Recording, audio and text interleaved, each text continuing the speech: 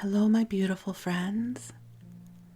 I am Bleadon-Maffei with Illuminating Souls, welcoming you to this episode of Sleepy Bedtime Blessings, a podcast designed to help you rest, relax, and fall asleep, all while deepening in your connection with your beautiful team of angels who love you so. I welcome you to this broadcast and allow me to just take a moment to introduce myself. I am an angelic practitioner, a spiritual teacher, and an encourager of souls. And I do this through one-on-one angel sessions, soul mentoring, and a variety of classes designed to inspire your spirit. And you can learn more at my website, illuminatingSouls.com. And I also invite you to sign up for my mailing list. And this way, you will be kept in the loop of my classes and offerings. I also post inspirational messages on Facebook, on my Illuminating Souls page. So lots of ways that we can connect. And if you are a regular listener of this podcast, I would like to invite you to leave a rating or a review on Spotify or iTunes. It really helps to get the word out. And to feel free to share about this podcast with other people. We grow by word of mouth, so I so appreciate your love and support. So as I record this, it is early morning. That is my preferred time for recording these episodes for you because the world is still a bit quiet. And I just love this time of day. It's interesting, I am finding that right now the energy to me feels heavy and transformative. And so I have been requiring more sleep than usual. And I'm really fortunate to have a life that allows me to rest when I'm tired. I don't do very well pushing myself anymore. And so this past weekend was really busy, but I needed to rest quite a bit as well. And so I just want to honor wherever you are and your need for replenishment and sleep and self-care. That you are precious in this world and you are worthy of good self-care, whatever that looks like. And I don't offer this to you from the place of what you should do. You know, I think sometimes when we think about self-care, it comes from this place of, I know I should be taking care of myself better. And it comes with sort of guilt and finger wagging, even if the finger wagging is only happening within our own consciousness. But the kind of self-care I refer to here is the kind that really nurtures you. You know, what are you really craving? What feels like it would just be so lovely to engage in for your own well-being? For me, my self-care involves lovely expanses of unplanned time. I'm one of these people. I don't like having a lot on my calendar socially. I don't mind if it's work related because I can manage my time in the work that I do, and the work that I do replenishes me. I am rarely tired from my angel work. It infuses me with a sense of joy and love and well-being. But if I have several days where I have obligations outside of the house, even if there are things I'm looking forward to, I have a tendency to get overwhelmed. Because I think I have learned to lean into the invitation of unstructured time, because that allows me to feel into the breeze and see what I need in that moment. And when I am scheduled into many different endeavors, I feel a little bit confined because that freedom isn't necessarily available to me in the same way. So I share that with you in case you resonate with that. I just find that, I don't know if it has to do with age or the energy or whatever it is, I love having wide open spaces. And you know what's so interesting about that is when I was younger, this would make me nervous to have this much open time. I needed to have plans. Do you remember the joy of making plans? Oh, we have plans for Saturday night. Oh, I have plans to go visit my friends. I have plans to meet up with a friend and go shopping. Like plans, having plans was the most wonderful thing because I knew I had friends and community and a destination. And now I love no plans. What are you doing this weekend? I have no plans. And I'm delighted by it. So self-care can look a lot of different ways. And I want you to honor the rhythm of life that you're in right now. You may find that you have been moving through a shift. Maybe you are someone who loved having plans, and now you don't want to have them. You might find that you're someone who now loves crawling into bed earlier than ever before. That is certainly my story. I'm in bed by 8 or 8:30 every night. The other night we were watching a movie and I didn't crawl into bed until after 9. And I felt like I was living a wild life. Whereas when I was younger, we wouldn't even start eating dinner till 8 or 9 when we were out together on the town. So each of us has our own innate rhythm these days. And I invite you to connect with your innate wisdom about your well-being. So some of my self-care strategies include getting the bed ready somewhere around 6:30 or 7 o'clock at night. I don't know why. It makes me so happy. And there isn't much to it, right? But for me, all I have to do is pull back the comforter and adjust my pillows. And I brush my teeth. And I change. And I'm ready for bed. And then I go watch TV or hang out with Wes a while longer. But that means that moment that I start to feel drifty, like I start to feel the fatigue coming on, I just get to go and walk into the bedroom and crawl under the covers. And it is ready for me. I love that moment of my day. I love my waking life. But I love the relationship that I have with sleep. And so I invite you to attune to the sleep style, the sleep rituals that work best for you.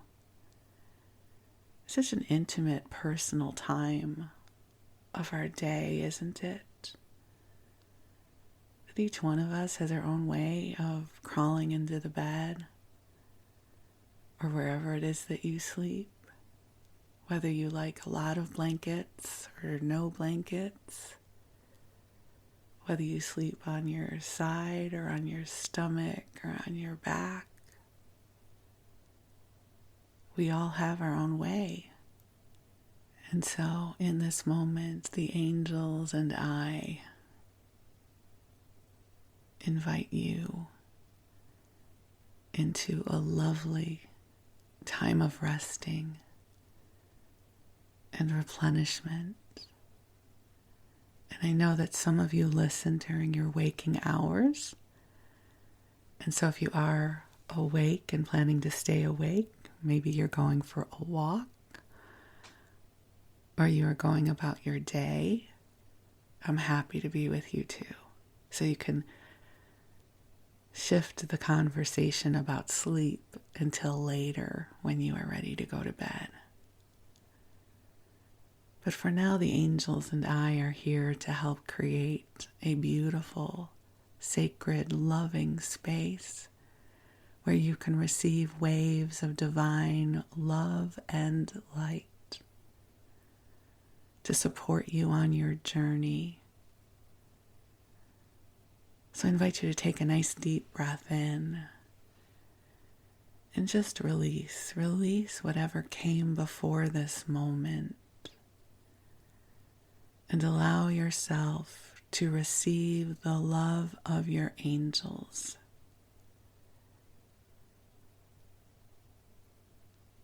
And I'm going to call the angels in to be with us. They are already here, but I love sharing the ritual with you of calling them forward. Beautiful angels on high, we invite you to join us here. And angels, I ask that you create a beautiful sanctuary of love for each of our beloveds listening to this broadcast. I ask that you help to clear from us anything that is not ours, anything that we no longer need to carry. And I ask that you infuse each one of us with waves of divine love and light and inspiration in service to our highest and best good. And dear ones, just take a beautiful breath in. And as this energy flows in, it feels like it comes in at the top of the crown chakra, which is at the top of your head,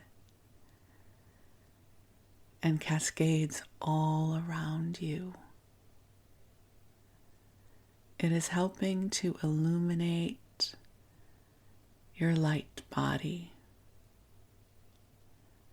And as your light body is infused, so is your physical body infused with beautiful healing light. The angels bring this energy forward to help you remember who you are. You are a big, beautiful soul having a human experience. And you are a blessing in this world. And we invite you to breathe and allow yourself to be present with this beautiful, loving energy that is with you right now. This energy flows to you to help soothe you, to help bring you comfort.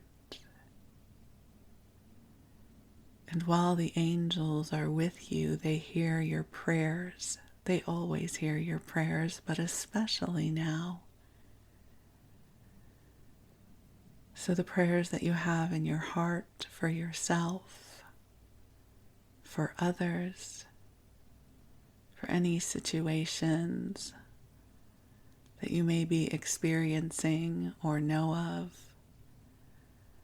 just take a big, deep, expansive breath in And just allow your prayers to flow to your angels, and they will amplify them on your behalf and ripple the waves of love wherever they are needed. And if there are any places within you that feel constricted out of fear or worry or lack, the angels are breathing light into you to help you gain altitude.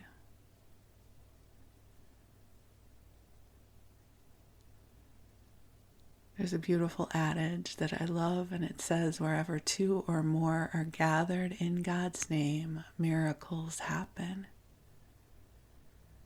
So in this moment, there are two or more gathered in God's name.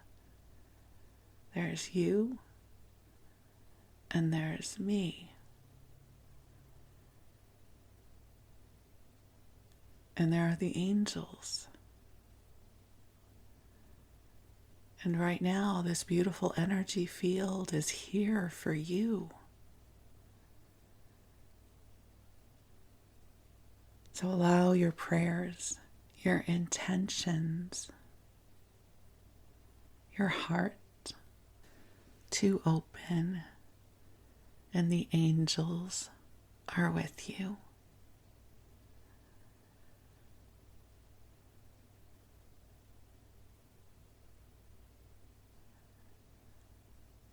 Allow the angels to help coax your worries out of your physical body so you do not have to carry them physically. Allow your worries to transform into prayer requests.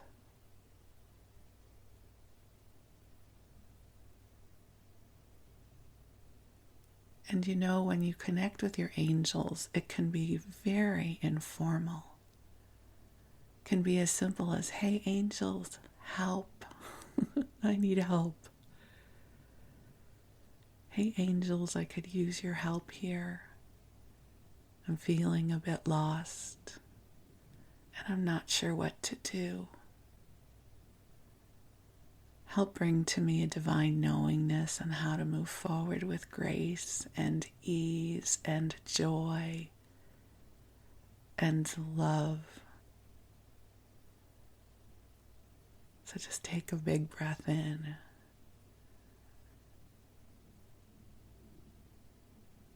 And just feel the vibration of love that surrounds you. And the angels, they remind you that they are here. They say, we are here with you. Allow yourself to receive the light we bring to you now.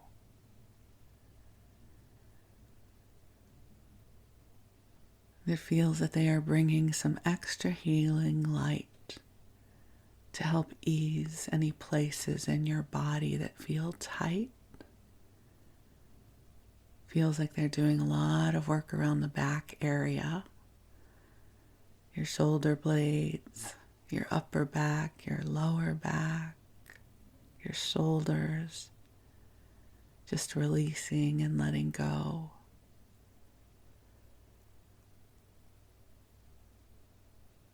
Feeling the love as it streams to you. And the angels invite you to rest if it is your bedtime. They invite you to drift off into that beautiful mystery of sleep whenever you feel the pull of it. To just drift off, and while you do, the angels will watch over you and take good care of you. And while you rest, we're going to go into our story time. And I'm going to read to you and share some stories with you.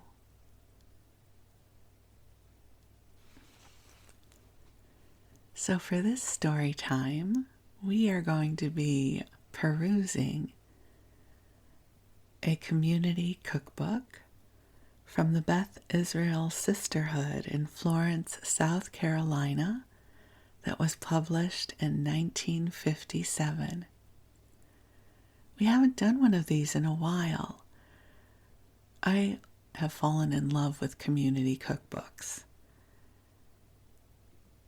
and I have amassed quite a collection in service to sharing them with you. So let me share with you a little bit about community cookbooks and how I came to love them so. So, in 1930, 40, 50, 60, the that part of the 1900s. It's so weird to call that the 1900s. Like when I think of the 1900s, I think of 1910, but between about 1930 to 1980, and it's still happening now, they still make them, where there were communities of women. They would come together and share their recipes and create these community cookbooks that they would then sell to raise money for charity. So church groups would do this, temple sisterhoods would do this, PTAs. So where there were groups of women, they would come together and share their recipes. Now, remember, this is before the internet. Now we just go on social media and we see somebody making their grandmother's rigatoni, sharing their recipe, and it's there, right? It's easy to retrieve recipes. Back then, you might see a recipe in the newspaper. You might have a cookbook or several cookbooks you might have learned from your grandmother or from your mother. One of the neighborhood women would bring something to a potluck and you would love their salad and they would share their recipe with you. And so community cookbooks were these wonderful treasures where you could learn different recipes. Now the thing is this is different than a cookbook, because in a traditional cookbook, the recipes are all tested. There might be continuity in what the theme of the cookbook is. The recipes are designed so they come out the exact same way every single time you make them. But a community cookbook really comes from the kitchen of women. And during these times, women were primarily the ones who prepared the food. They came of age, especially if we think of 1957, they came of age right after the influx of the industrial food revolution, where canned goods were now available. Some frozen foods were available. And where in this day and age, we sometimes don't look fondly upon processed food, for these women, processed food were part of their liberation.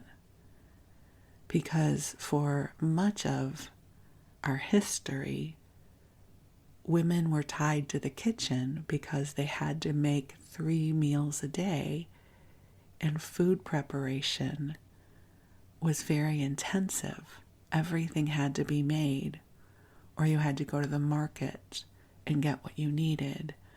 So right around the 40s and the 50s, this idea of being able to open a can of green beans, it helped liberate women in terms of the amount of time they had to spend in the kitchen. This also was a time of immigration. Many of these women, especially if we're talking about Judaism and Jewish communities, many of these women might be the first generation born in this country. So a lot of their recipes were very much influenced by their parents, their grandparents, and their great-grandparents who had either lived in the old country in Eastern Europe or had recently immigrated. So I find this to be a really fascinating time to look at how we're eating and how we're preparing food, because it really is the intersection of significant change. And in terms of how I found my love for community cookbooks, several years ago, there was a Twitter thread, and someone had tweeted, I forget the exact words, but it was something like, when you find out your grandmother's secret brisket recipe is a can of cola and French onion soup mix. And it started this amazing conversation where people were all laughing and joyfully joking about their discovery of this amazing food their grandmothers and their mothers made that were profoundly simple because they used packaged goods. And I shared with you before my famous chicken recipe, and I'm sorry to my vegan and vegetarian friends, but I do eat chicken. But my favorite chicken recipe is 1 can of whole cranberry sauce, ocean spray, of course, a half a bottle of Kraft Catalina dressing, and a package of Lipton's onion soup mix, dried. Don't rehydrate anything. And you mix that all up and you pour it over the chicken, and it's delicious. Like, this is the way I grew up cooking. It was like a little bit of this, like a half a bottle of this, and some onion soup mix. That was very reflective of the kinds of recipes I grew up with. And I don't know how it was for other people, but the palette of the Jewish cooking I grew up with, typically there were onions involved, no garlic. The spices were really simple. So it's interesting these days where there has been such an influx of international cuisine, and I go to the stores now and I am aware of how my palate has been introduced to so many flavor profiles I never knew about growing up. Some of them I can't handle, like all the spicy stuff now, right? Like the flaming hot Cheetos or the Takis or habanero this or jalapeno that. I can't handle. Like, I didn't grow up with it. My system can't handle that. But there is that joy of the inclusion of all of these amazing flavor profiles these days. But growing up, we didn't have that. Growing up, it was a very simple flavor profile. And you'll see that reflected in some of these recipes. So I really want to honor these generations of women, especially the women who put this cookbook together. They were making 3 meals a day for the most part. They were having to be inventive, right? They were probably clipping recipes out of magazines and newspapers. A can of this, a pinch of that. And so let me read to you the introduction. It says, "To you who own this book." That would be us. We own it together. Within these pages, you will find the favorite recipes of our sisterhood members and their friends, which we hope will add new interest to both your everyday meals and your party menus. To these women, our sincere thanks for their heartfelt response and support of this project. Our thanks to the public who, through their advertisements, have aided us in publishing this book. And then we have our cookbook committee. We have Mrs. Mortimer Stavenhagen, I hope I pronounced that correctly, Mrs. Morris Ackman, Mrs. R. Robert Kagan, Mrs. Ronald Sopkin, Mrs. Melvin Siegel, Mrs. Barry Ackman, and Mrs. Nathaniel Rosenfeld, Poet Laureate. So again, this is a generation where women were known as their husbands' names. So I would be listed as Mrs. Wesley Maffei if I was a contributor to this book. There's a little poem that starts us off. It says, "We all know how to roast and stew, but there are other things to do. Ways to cook, not dull or prosaic. New ideas that are not archaic. Salads and cakes for you to create.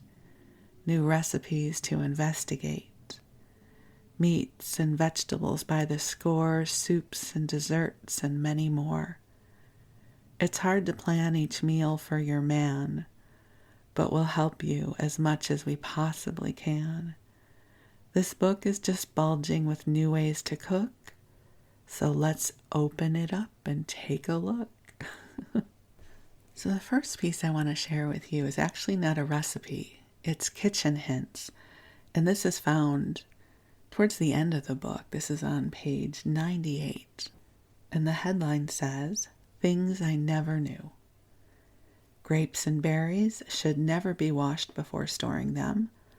They'll stay fresher longer if you leave them as is until ready to prepare or serve. You get more juice out of oranges kept at room temperature than in the refrigerator.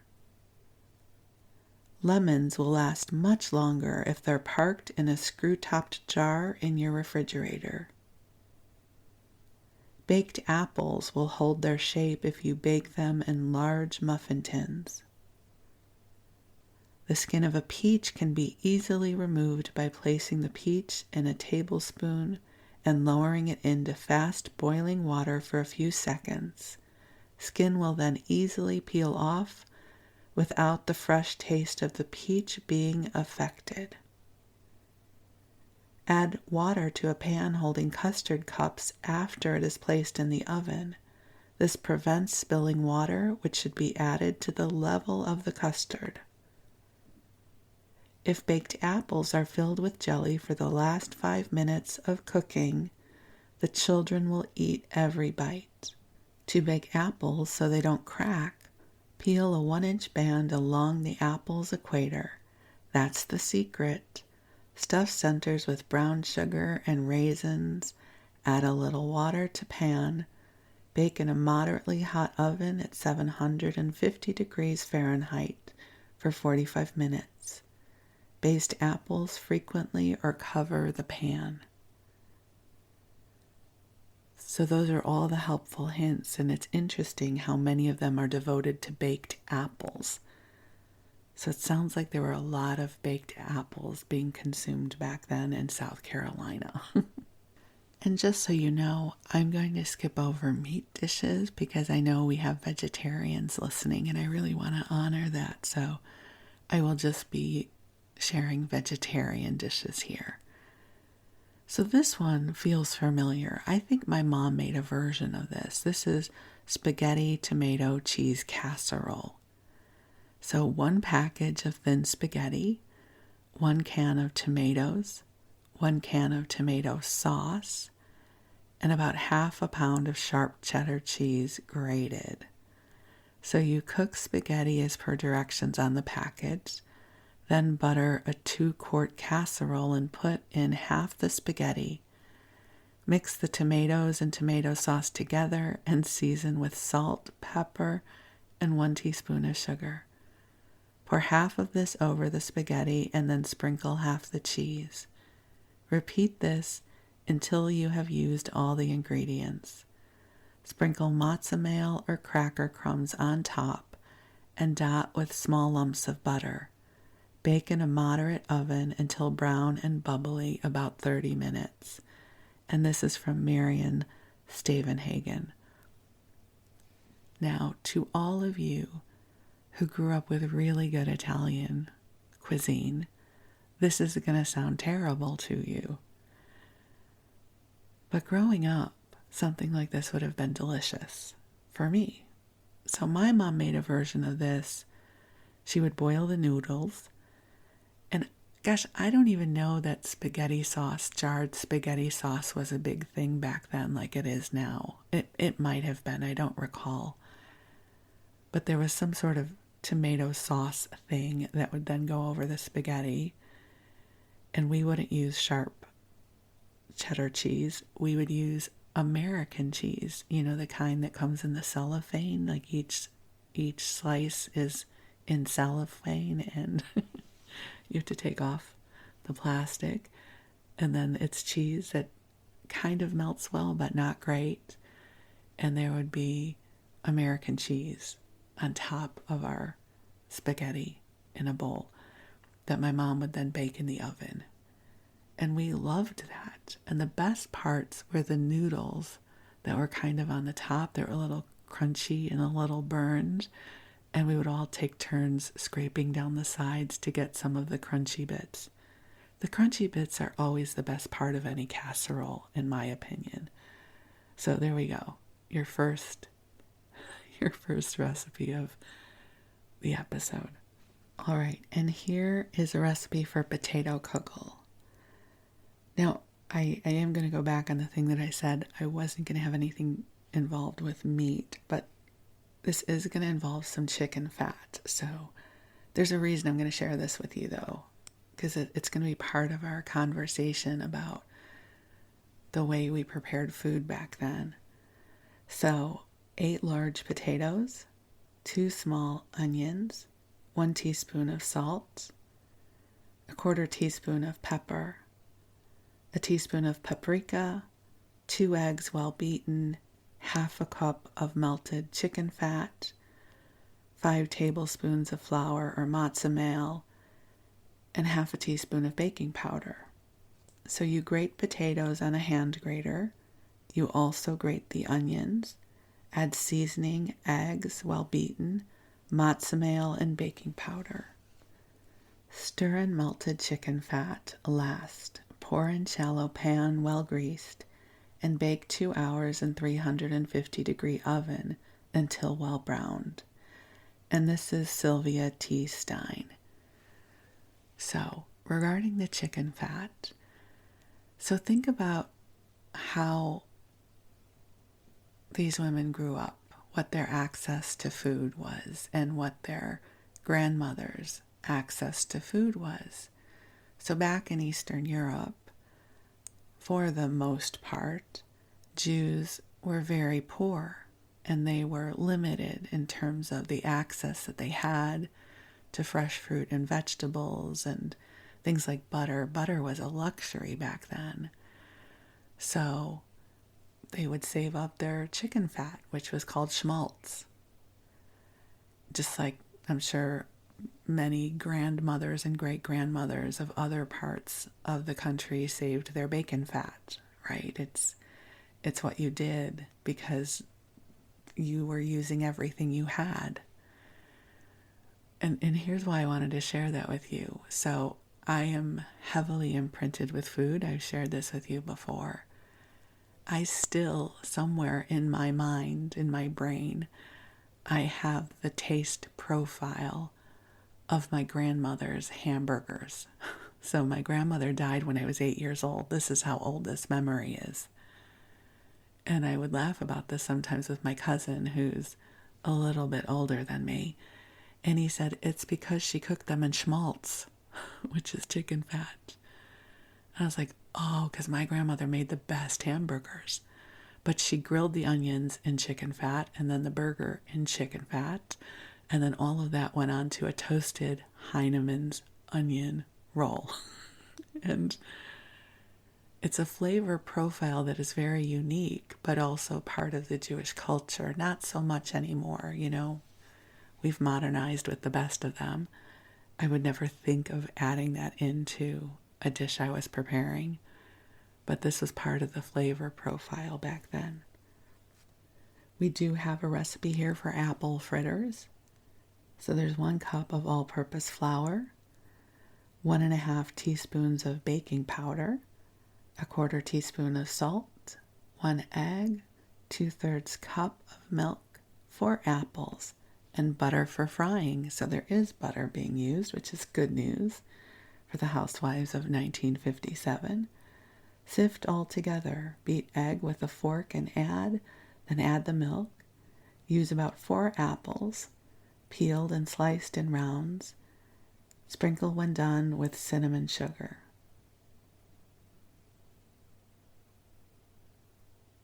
Okay, and this is, sorry, I had to pause because I was looking for where it talks about how we're going to cook them.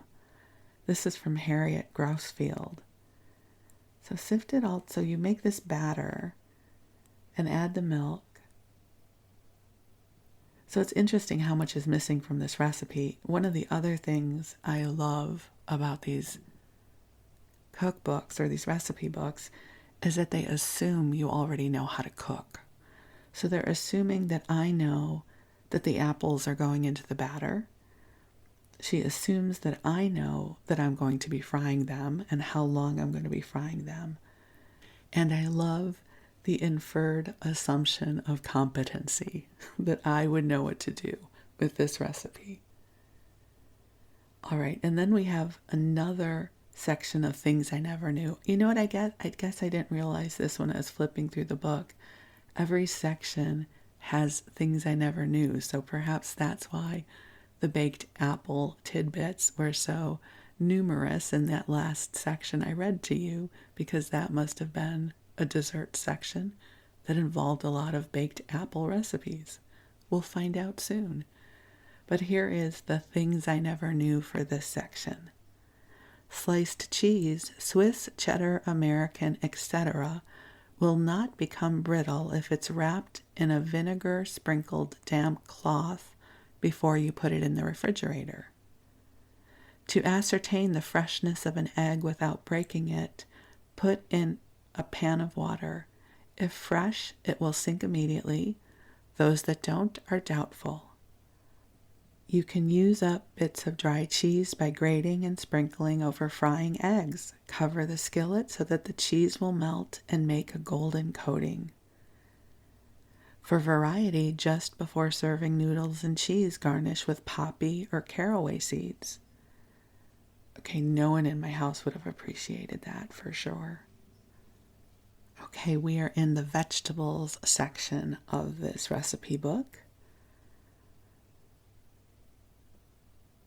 There is a little poem that starts us off. Be different, be original, try to be quaint, and you'll get more praises than any saint.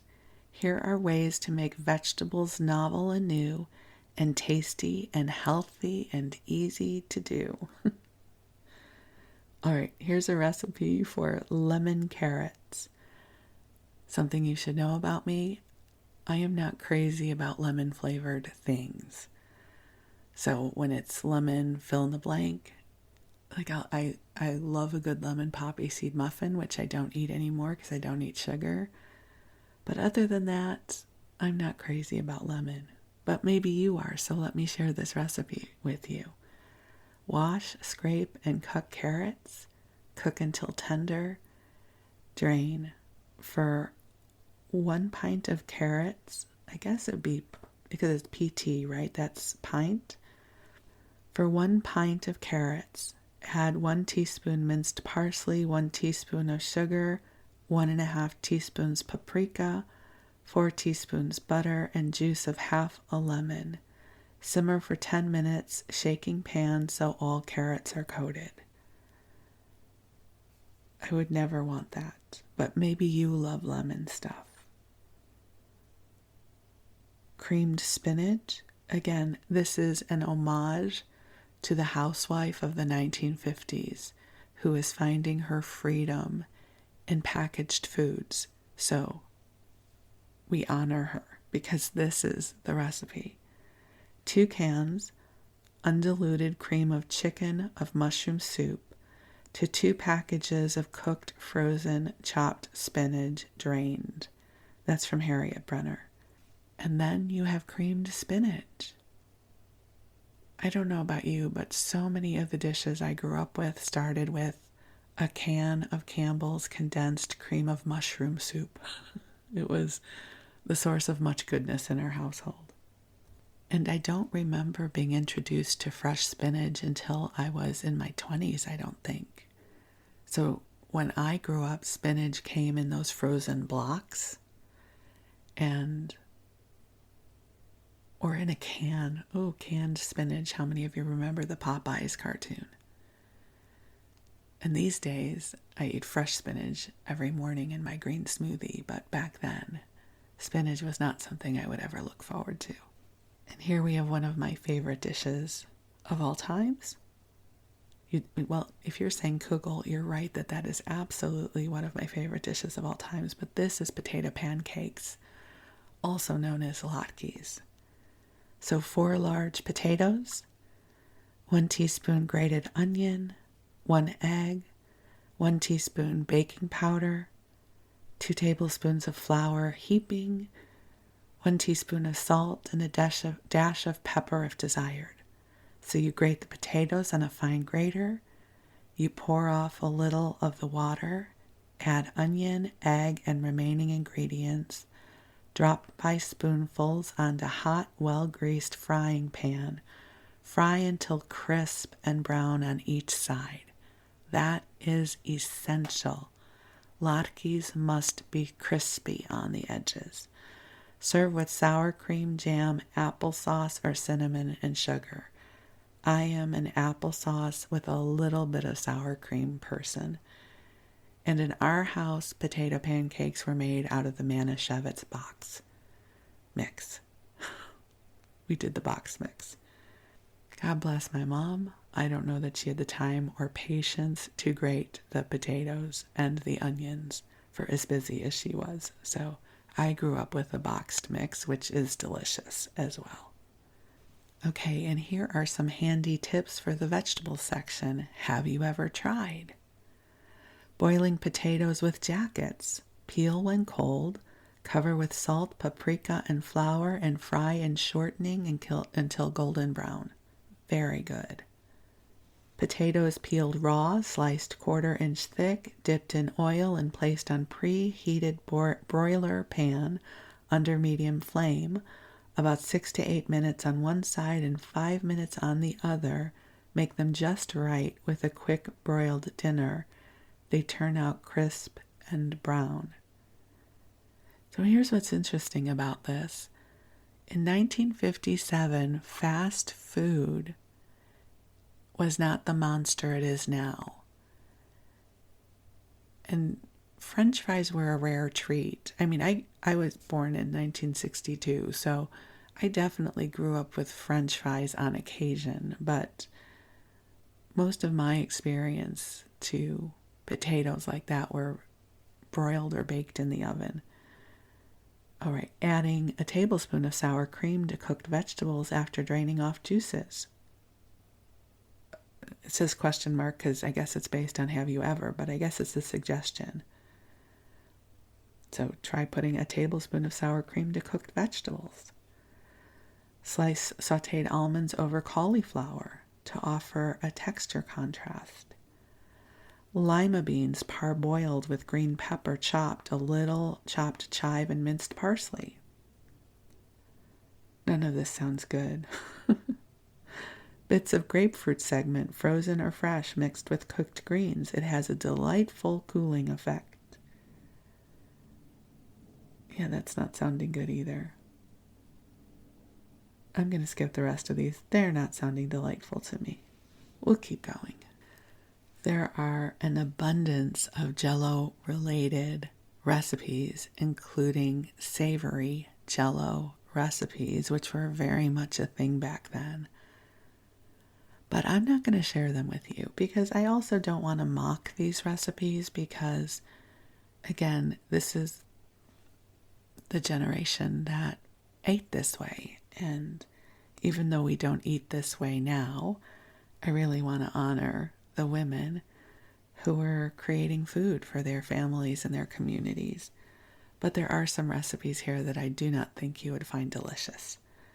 But there are many different Jell-O recipes, but I'm going to skip this part. So we're going to skip on over to the dessert section, always one of my favorites. And there is a recipe here for hamentashen.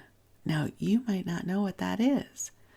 So hamentashen is a pastry, and we eat it on Purim. So Purim is a story of as usual, the Jews being persecuted. There's a villain and there's a hero. The villain of the story is Haman. Whenever they tell the story of Purim in temple and the rabbi mentions Haman, everybody boos. It's very fun. It's sort of very interactive, and it's a fun holiday. And you dress up, and so Haman's the bad guy, and he wore a triangle hat. So now, forevermore, Jews eat hamentashen, which are triangle-shaped pastries. So we eat Haman's hat, basically. So here's how you make them. 1 cake of yeast, half a teaspoon of sugar, 1 cup of flour, half a cup of warm water, 2 eggs, 2 tablespoons of salt, 2 tablespoons of melted Crisco, 3/4 cup of warm milk, 1/3 cup of sugar, 3.5 to 4 cups of flour. So it's a Danish. Think of it like a Danish. So you're going to make the dough and then you have a filling. So this is the dough part of the hamentashen. Dissolve the yeast and sugar in the warm water and beat in the flour. Allow to rise for half an hour in a warm place.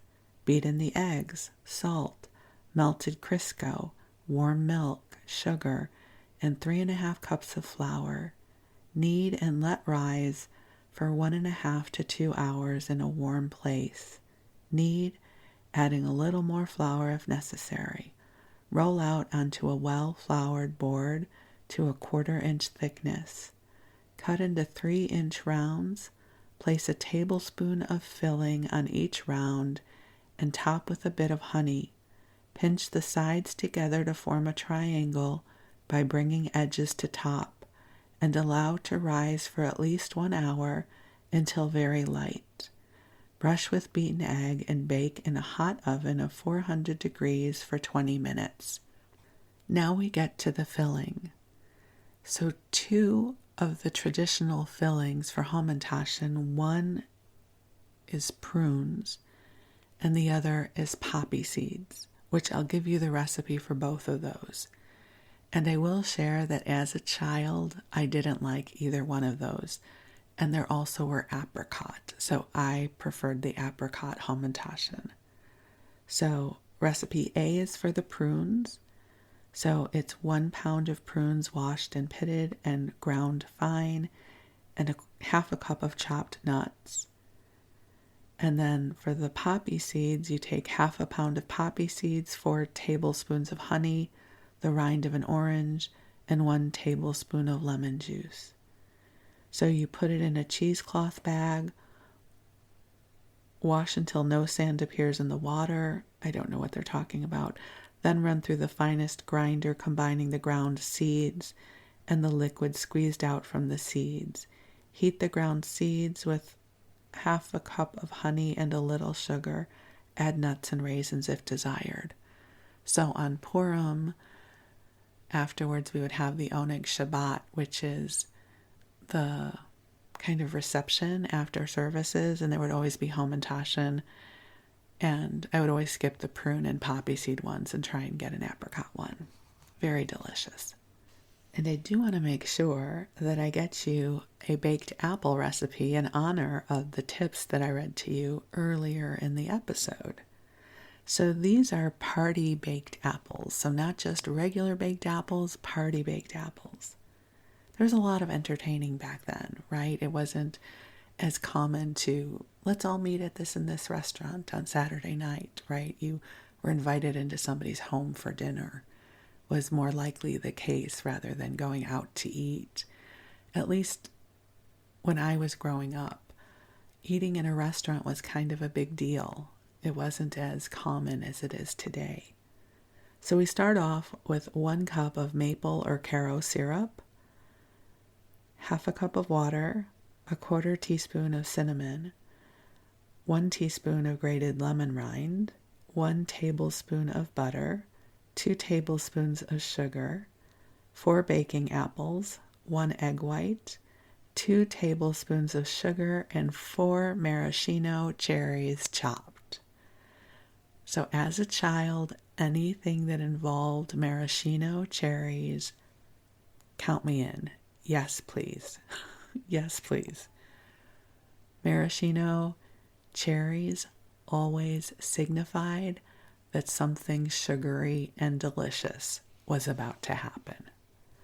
So combine the first 6 ingredients, bring to a boil, remove from fire, core apples and pare upper third, place in a shallow baking dish, pour syrup mixture over apples, bake at 350 degrees Fahrenheit for 1 hour or until tender, basting frequently. Remove from oven, beat egg white until foamy, add 2 tablespoons of sugar gradually and make a meringue. Put on top of the apples and insert cherries in the center. Return to oven and bake for 15 minutes. And this recipe is from Doris Sopkin. And just for the purpose of contrast, may I remind you what the Weight Watchers version of a baked apple would have been back in the 60s, because I had many of them in my day. So you core the apple, and typically it was a tart apple like a hamentashen or a Jonathan. And then you would pour in a diet black cherry soda into the core of the apple, and perhaps some sweet and low. And then you would bake it. So no Caro syrup, no sugar, no butter, no nothing, just some diet black cherry soda. And then we would pretend it was amazingly delicious. So Mrs. Sopkin's version of a baked apple sounds way better, and it comes with a maraschino cherry. So much better than the Weight Watchers diet baked apples I grew up on. And just as an homage to my love of all things maraschino cherry, there is a recipe in here for maraschino cherry cookies. Did you happen to grow up with those yummy butter cookies and in the center would be a maraschino cherry? In the Chicago area, we grew up with a packaged goods bakery company called Maurice Linnell, and one of their cookies was the Spritz butter cookie with a candied maraschino cherry in the middle of it. I grew up on those. They were delicious. So perhaps this is a different version of that.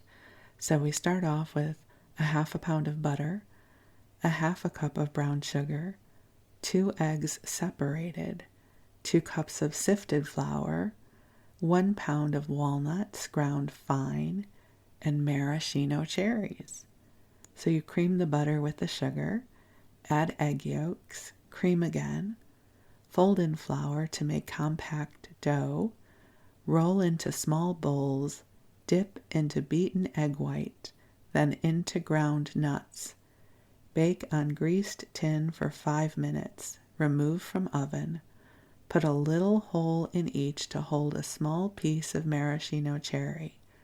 Bake again for 15 to 20 minutes. I promise you those were delicious, and I would have loved those as a kid. And so, my beautiful friends, I will leave you with dreams of maraschino cherries. The delightfulness of childhood. And I'm so grateful I get to share these memories with you and pay homage to the women who came before us and figured out how to make 3 meals a day plus desserts for their families. So to the women of Beth Israel Sisterhood in Florence, South Carolina in 1957, I honor you for the love and the inventiveness you brought to the meals that you made for your families and for your community. So, my beautiful friends, I wish you a sweet dreams with a cherry on top. And I look forward to connecting with you again soon. I love you very much. Thank you.